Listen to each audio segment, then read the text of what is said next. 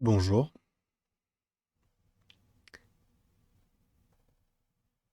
Je n'ai rien compris.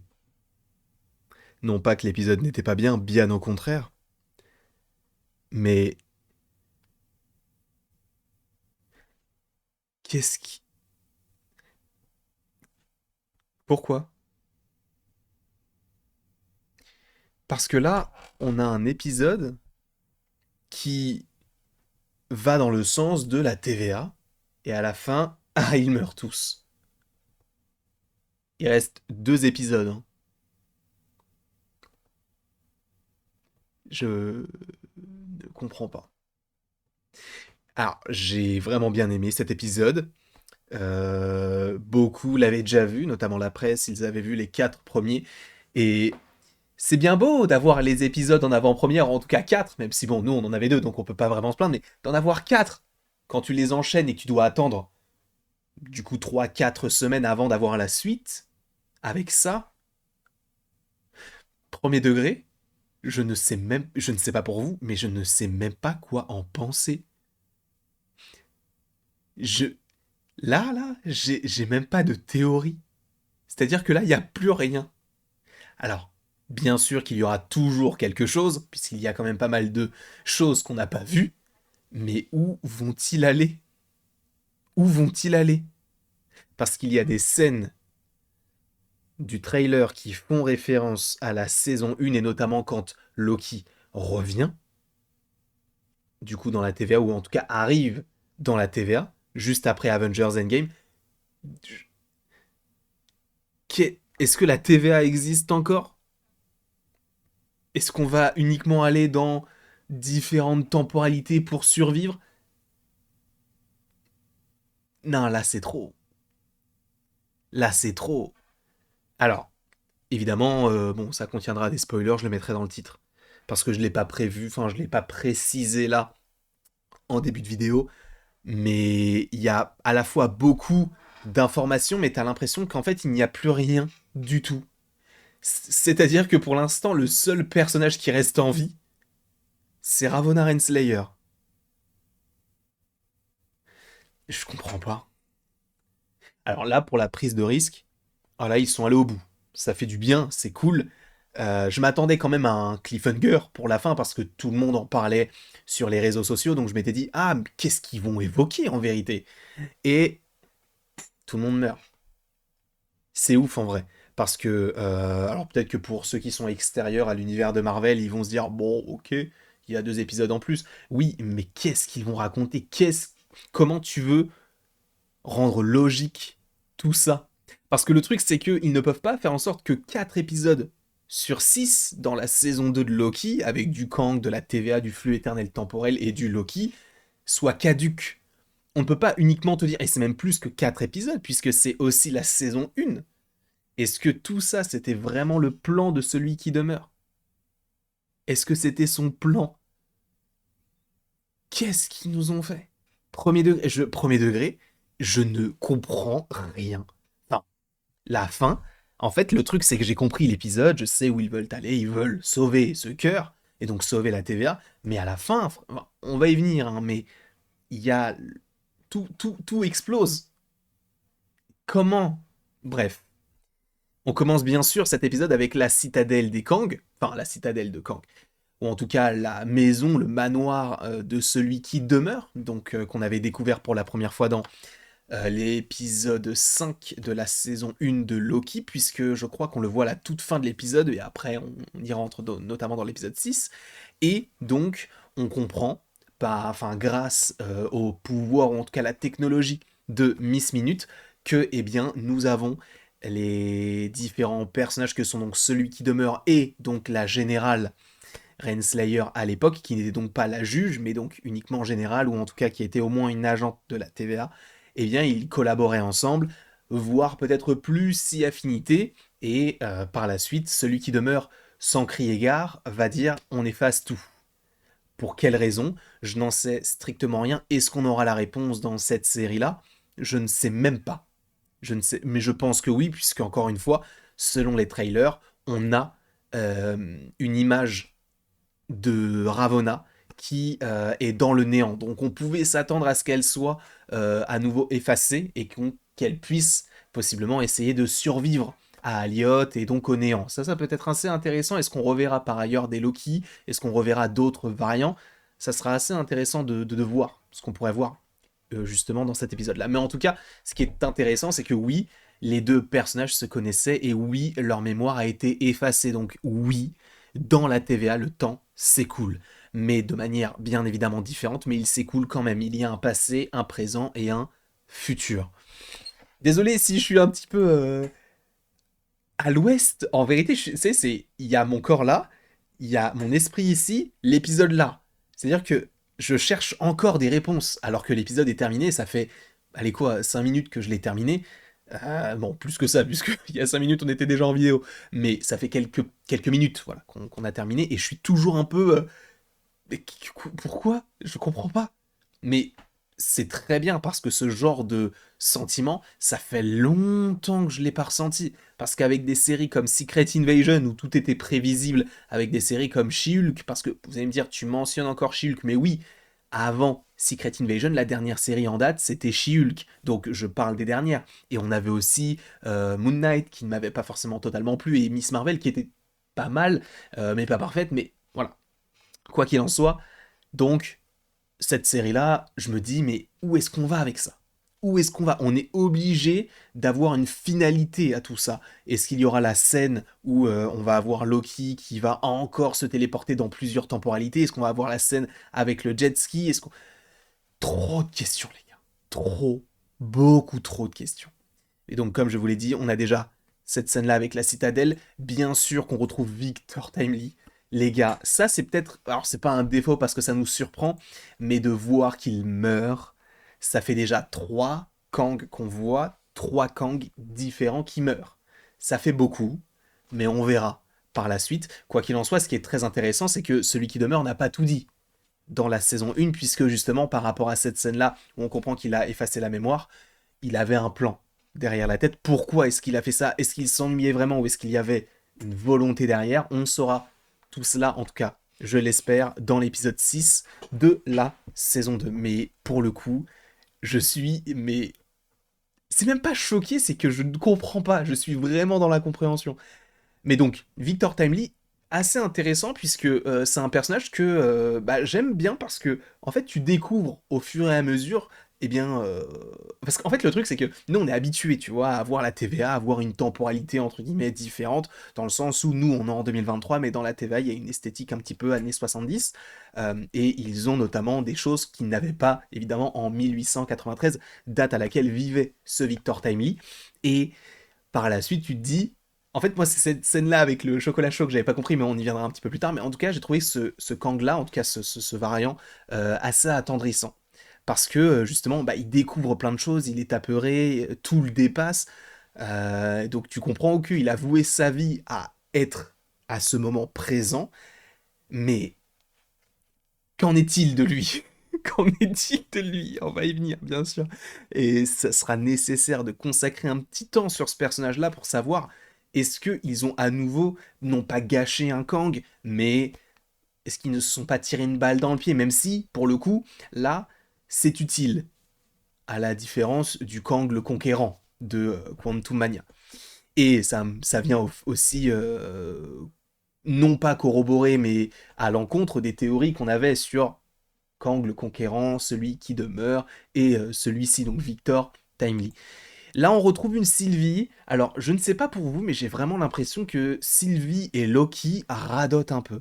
C'est vrai que avec cet épisode 3 et cet épisode 4, j'ai moins l'impression qu'on est sur une série Loki, mais plus sur une série TVA, parce qu'on n'évoque pas trop Loki en vérité. Et je compte aussi Sylvie dans le lot, puisque Sylvie est une variante de Loki, donc on pourrait aussi s'accorder sur le fait que la série Loki soit aussi sa série. Mais je ne sais pas. Déjà, en tout cas, par rapport à ce personnage-là, dans la saison 2, je n'arrive pas à m'attacher au personnage. Elle est toujours dans le il faut. En plus, ils disent toujours la même chose, burn it to the ground. Donc, la brûler en cendres. Euh, Elle le dit, Loki le dit, Mobius le dit, tout le monde le dit dans cette série, c'est incroyable. Mais j'arrive pas à m'attacher à ce personnage-là. Alors que dans la saison 1, je suis désolé, mais pour moi, elle faisait partie des meilleurs persos. Mais étant donné que son arc bah c'est terminé, qu'est-ce que tu veux faire avec elle? En vérité, on peut difficilement expliquer autre chose que bah, son passé, qu'on a déjà évoqué, son présent, là actuellement avec Loki, c'est un peu, voilà, c'est un peu conflictuel. On a aussi bah, le côté où elle veut tuer Kang, mais finalement elle ne le tue pas. Enfin, du coup, Victor Timely, mais finalement elle ne le tue pas parce qu'elle comprend que c'est un variant qui était effrayé, donc il n'était pas prédisposé à devenir celui qui demeure, quoique, en gros, on n'en sait rien pour l'instant, même si, bon, hein, voilà. Et d'ailleurs, il y a une théorie qui vient s'ajouter à tout ce qu'on avait évoqué. Alors, pour le coup, c'est pas vraiment le côté du trou noir qui est affiché, c'est plus les radiations temporelles qui ont fait qu'il s'est effiloché, mais ça peut aussi rentrer en compte même si on ne l'évoque pas. Mais en tout cas, concernant Sylvie, j'y arrive pas. Pour l'instant, j'y arrive pas parce que, en fait, t'as l'impression qu'ils l'ont mise parce qu'il fallait la mettre quelque part, parce qu'il fallait une continuité avec la saison 1, une continuité que je comprends sur tous les personnages, sauf ce personnage-là, parce que je trouve que c'est toujours ah, je veux brûler la TVA. Ah, Loki, en fait, je voulais pas revenir dans la TVA, mais je suis revenu. Ah bah non, je voulais pas. Ah, mais je suis encore revenu. C'est un peu redondant. J'entends, du coup, le côté de Ouroboros, le serpent qui se mord la queue, ce continuel recommencement. Mais là, je trouve que dans la diégèse, ça fonctionne sur tous les persos, sauf ce personnage-là, qui ne cesse de radoter. Donc, pour le coup, Sylvie, un peu énervante. Hormis, il faut le rappeler, il faut le considérer ce moment-là, le moment où elle s'adresse à Mobius, parce qu'elle va réussir, je pense, à faire prendre conscience à Mobius, qui se pose de plus en plus de questions sur qui il est réellement, sur le flux éternel temporel. Maintenant, il n'a plus de questions à se poser, puisqu'il est décédé, même si, encore une fois, ils ne sont pas morts. Non, ils ne sont pas morts, c'est évident, il reste 2 épisodes, ils ne sont pas morts, même si on va revenir sur peut-être des choses qu'on avait déjà vues auparavant pour essayer de modifier un peu le passé, pour changer. Ils ne sont pas morts. Je vous rappelle que dans le trailer, encore une fois, ce n'est qu'un trailer, donc ils peuvent montrer des images qui n'arriveront finalement pas, mais dans le trailer, on a une vidéo, enfin en tout cas un petit passage de Kazay qui est illuminé de noir et de blanc, donc on peut supposer que plus rien ne fonctionne à la TVA. Tu sens que il a sûrement survécu à une sorte d'éboulement, en tout cas il a pas mal de taches sur lui, comme si c'était de la terre, etc. Donc je pense que oui, ça a détruit quand même pas mal de trucs, mais est-ce que ça a totalement détruit la TVA?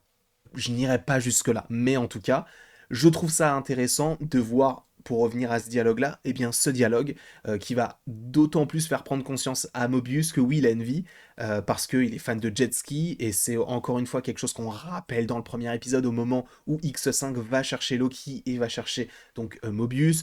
De plus, concernant Mobius, eh bien, dans l'épisode précédent, quand X5 lui parlait du fait qu'il était un peu hypocrite, etc., tu comprends que il s'est un peu énervé parce que peut-être que ça lui trotte dans la tête, parce que lui-même le dit.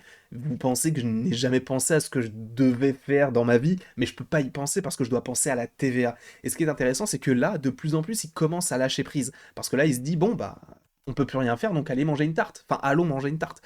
Eh bien, en vérité, il a pas tort, parce que qu'est-ce que tu veux faire? Autant manger, tu vois, plutôt que de s'apitoyer sur son sort. Et bah, Loki, pour le coup, pour moi, c'est vraiment la place qu'il a actuellement, c'est-à-dire qu'il est un peu effacé, un peu flou, en plan en arrière-plan, et du coup, on a le personnage de Sylvie qui va essayer de faire prendre conscience à Mobius de certaines choses.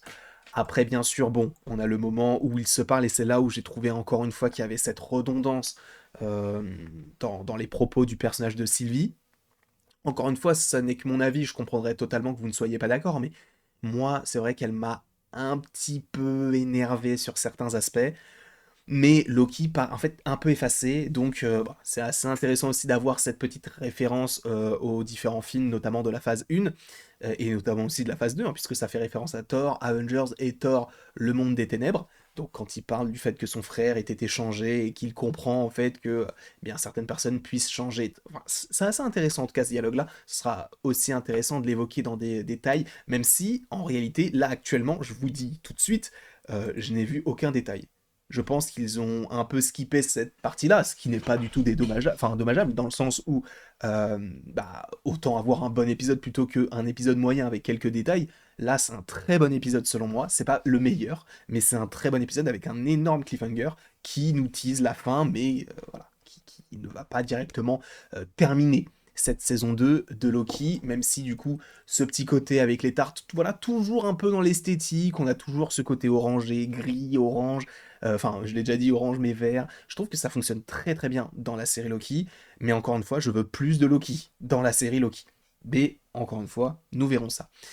Il faut également revenir sur Dox. Dox et donc ces Minutemen qui ont élagué pas mal de branches, qui ont voué leur vie à la TVA. Je vous avoue que quand Ravonna Renslayer les a tous tués, je m'étais dit on va voir peut-être le rectangle finir en sang, tu vois, en rouge, pour qu'on comprenne, sans pour autant voir le sang, que ils sont tous morts, même si on l'a compris par rapport aux expressions faciales. C'est une facilité scénaristique, ça nous permet de voir que Ravonna Renslayer ne reculera devant rien et est très très très violente quand il s'agit eh bien, de son libre arbitre, comme elle l'appelle autant de fois. Et le personnage de Dox, en vérité, bah, c'est un personnage qui n'est pas très utile, je ne vais pas vous mentir. On a l'impression que c'est un personnage qui devait avoir une plus grosse importance dans la série, mais qui finalement a eu des choses qui ont changé, hein. C'est normal, ils ont voulu essayer de modifier certaines choses en lien avec ce perso, de peut-être lui donner peut-être un petit peu moins d'importance. Il y avait même des rumeurs qui disaient que de base, elle ne devait pas du tout avoir ce rôle-là, donc Kate Dickie, si je ne dis pas de bêtises. Donc le général, ou la générale Dox, bon personnage, je trouve qu'elle reste dans la lignée de ce qui avait été écrit pour elle, en tout cas, dès le début de la série, pas dès le début du processus d'écriture. Et bon, ça fonctionne bien, mais ça nous permet en fait de nous enlever une épine du pied en se disant, bon, on avait ce côté-là, venez, on les tue tous. Et on garde que X5 qui va plaire aux gens. Parce que X5, il a ce côté un peu, c'est enjôleur, que tu peux un peu contrôler, un peu à ta guise. Parce que justement, lui voudra toujours retrouver le flux éternel temporel pour vivre sa carrière d'acteur, donc, et s'appeler Bradley. Ensuite, il faut revenir sur le chocolat chaud. Pour moi, c'est une bonne scène. En vrai, ça fait du bien d'avoir ce genre de scène. Alors pour certains, ça ne va servir à rien du tout. Mais je trouve qu'il y a vraiment une volonté de montrer que oui, il y a un décalage temporel, que oui, même si Victor Timely est en avance sur son temps, il y a bien évidemment des choses qu'il ne peut pas eh bien, comprendre véritablement, puisqu'il n'est pas forcément en phase avec ce temps-là, hein, qui encore une fois est un temps qui est dans le futur pour lui, peu importe la temporalité par rapport à nous, mais par rapport à lui, c'est quelque chose qui n'est pas encore arrivé, la TVA, tout ça, c'est vraiment lointain, même si, encore une fois, il crée plein de choses, etc. Le côté du chocolat chaud de je connais pas le chocolat chaud, mais s'il faut créer un bouchon pour empêcher toutes les réalités de s'entremêler, je le fais. Et moi, je trouve que c'est assez, encore une fois, touchant et ça rend le personnage attendrissant. Même si, bon, on connaît la fin. En revanche, là, là j'encense l'épisode. Pour moi, c'est l'un des meilleurs épisodes qu'on ait eu depuis. Bah, en vrai, pour moi, c'est. Alors, c'est pas le meilleur épisode de la série, mais c'est l'un des meilleurs épisodes qu'on ait eu cette année, en tout cas en termes de Marvel. On n'a pas eu trop de concurrence, hein, mais je trouve que ça fonctionne très très bien. Mais là, c'est un petit défaut que je mettrais, c'est-à-dire que, vous savez, la scène où on voit quelqu'un effacer le premier Loki, et tu vois Sylvie qui ouvre les portes, et tu comprends qu'elle dit «Ah, bah te voilà», et qu'il y a le téléphone qui sonne. Pour moi, cette scène, bah en fait, elle était prévisible depuis le début, on savait que c'était lui qui allait faire ça. Je pense par ailleurs qu'à la toute fin, en fait, ils vont encore retourner dans le passé, et qu'ils vont apprendre encore une fois certaines choses plutôt intéressantes. Alors on verra ce qu'ils vont véritablement apprendre, mais en tout cas, je trouve que cette scène-là, elle n'était pas forcément utile à part nous dire que ça arrive, parce que cette scène-là, en fait, dans l'épisode 1, est beaucoup trop longue par rapport à ce que ça veut vraiment raconter. Alors peut-être qu'on reviendra sur cet épisode, enfin, sur cet épisode-là, non, mais en tout cas sur ce passage-là, qui n'a pas l'air d'avoir une énorme importance dans l'intrigue, puisque même le téléphone qui sonne, avec la manière de filmer, t'as l'impression que c'est un truc de fou, alors qu'au final, ce n'est pas le cas, c'est uniquement Ouroboros qui les appelle. Il faudrait que je revoie par ailleurs ce moment-là pour savoir si c'est vraiment Ouroboros qui les appelle ou si on nous a un peu brain, entre guillemets, et peut-être que c'est pas du tout lui qui les appelle, et du coup ça va créer une autre timeline dans la TVA. Est-ce que justement il n'y aurait pas ça? Et du coup que la TVA, vu que le flux éternel temporel a explosé, que la TVA même soit soumise au temps. Et là, ça pourrait être intéressant. On verra si c'est véritablement le cas, mais si ça l'est, ça pourrait être très compliqué à mettre en œuvre pour les 2 prochains épisodes. Donc le Loki du futur, c'est peut-être le petit passage qui m'a un petit peu gêné dans cet épisode-là, mais bon, encore une fois, ça reste assez compréhensible, on va dire. On s'y attendait, la théorie, voilà, elle a fonctionné, contrairement à Kang, qu'on va évoquer tout de suite, tout simplement, puisque, pour rappel, le cœur de la TVA, donc ce qui est d'ailleurs le titre de l'épisode, qui va finir par tout simplement exploser. On ne sait pas vraiment ce à quoi ça ressemble, on a l'impression qu'il y a des petits trucs à l'intérieur, etc. Et bah évidemment, ça va sauter aux yeux des différents personnages. Là, on pense que tout va s'effondrer, tout va exploser. En plus, la caméra tremble, on entend du bruit, il y a de la lumière. On peut supposer que oui, c'est le cas. Mais je n'y crois pas totalement. Sachant encore une fois qu'on est qu'à l'épisode 4, et d'ailleurs celui qui demeure, pas du tout celui qui demeure, mais en tout cas Victor Timely, lui, on peut supposer qu'il est mort. Parce qu'il a été du coup défait avec des filaments, ou alors peut-être qu'il s'est lui-même, et ça peut être assez intéressant, il s'est peut-être lui-même décomposé dans différents endroits de la temporalité, etc. Peut-être que c'est réellement ça, il faudrait encore que je me remate l'épisode une fois pour être vraiment sûr de cette petite théorie, hein, si c'est le cas, on en parlera bien sûr, alors pas forcément aujourd'hui, mais on en parlera d'ici quelques jours, voilà, histoire que je puisse revoir au moins l'épisode une fois, ou au moins ce passage-là pour vraiment bien me le mettre en tête, mais oui, celui qui demeure, pas du tout, Kang, pas du tout, mais Victor Timely finit donc par mourir comme ses deux prédécesseurs. J'espère au moins qu'on reverra un variant de Kang, notamment celui qui demeure, parce qu'il faut qu'on nous explique notamment cette scène-là, pourquoi est-ce qu'il aura effacé la mémoire, quel était son intérêt derrière tout ça, parce que là on avait vraiment l'impression qu'il allait se servir de Ravonna Renslayer comme étant une générale pour justement arriver à un moment donné à ses fins, et là on a l'impression que ce n'est pas le cas. Après il y a aussi Miss Minute sur laquelle on pourrait revenir, puisqu'on peut se dire, bah pourquoi est-ce qu'ils n'ont pas redémarré plus tôt le système? Parce qu'à ce moment-là, elle n'aurait plus du tout été là. Et justement, le fait que Miss Minute à la toute fin dise vous ne serez jamais lui, notamment du coup à Victor Timely, c'est très intéressant parce que justement, on comprend véritablement que, euh, eh bien, alors déjà, je pense que Miss Minute en sait encore plus que ce qui n'y paraît. Il faut encore que je revoie cette scène-là pour être vraiment sûr de ce que j'avance, mais je pense qu'elle nous cache encore des choses. Il faut arrêter de nous cacher des choses, on en a marre. Il reste 2 épisodes. Alors c'est bien, il se passe des choses, c'est différent de toutes les autres séries qu'on a eues, puisque ça fait longtemps qu'on n'a pas eu une série à enjeu, puisque la dernière, je suis désolé, mais c'était Loki saison 1 et ça fait quand même 2 ans. Donc à un moment donné, il faut quand même avancer sur quelque chose d'assez conséquent et c'est ce qu'on a là avec Loki saison 2. Donc à voir comment tout cela à nouveau pourrait se dérouler, s'agencer. Mais en tout cas, moi j'ai énormément aimé l'épisode, mais j'ai pas tout compris. Et je vous avoue que j'ai pas tout compris, notamment sur la fin. Et encore une fois, c'est bien qu'on comprenne pas, parce que si on comprend déjà tout de suite, c'est pas intéressant. Faut qu'on soit un peu dans l'inconnu, dans le questionnement, dans la théorie. Encore une fois, il y en aura quand même pas mal, même si bon là j'en ai pas pour l'instant, quoique peut-être pour le côté des filaments. Et encore, je pense qu'il est vraiment mort.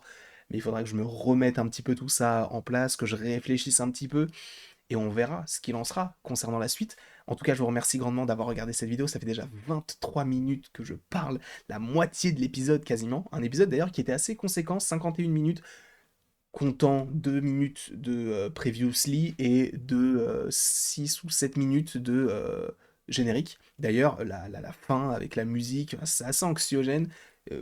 Voilà, c'est une ambiance angoissante que j'aime beaucoup et qui fonctionne encore une fois totalement.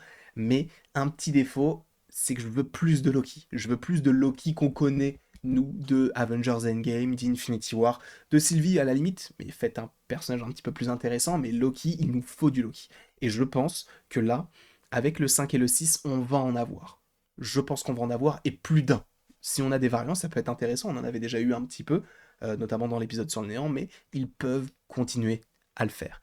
Quoi qu'il en soit, je vous remercie grandement d'avoir regardé cette vidéo. N'hésitez surtout pas à l'aimer, à la partager, à la commenter, à vous abonner si ce n'est pas déjà le cas. J'aurais pu en parler encore en vrai, pendant 10 minutes. Mais sachez que là, je pouvais pas attendre. Il est 4h22 du matin. Pour preuve, tout simplement, 4h22. Voilà. Donc à un moment donné, faut peut-être que j'aille dormir, si ça ne vous dérange pas. En tout cas, je vous remercie encore une fois d'avoir regardé cette vidéo. Sachez qu'il y a pas mal de vidéos qui vont sortir ces prochains jours, notamment en lien avec Spider-Man, mais également avec Loki. Il faut juste que je me pose, que je me dise, ok, que va-t-il se passer? Et après, on sera tranquille.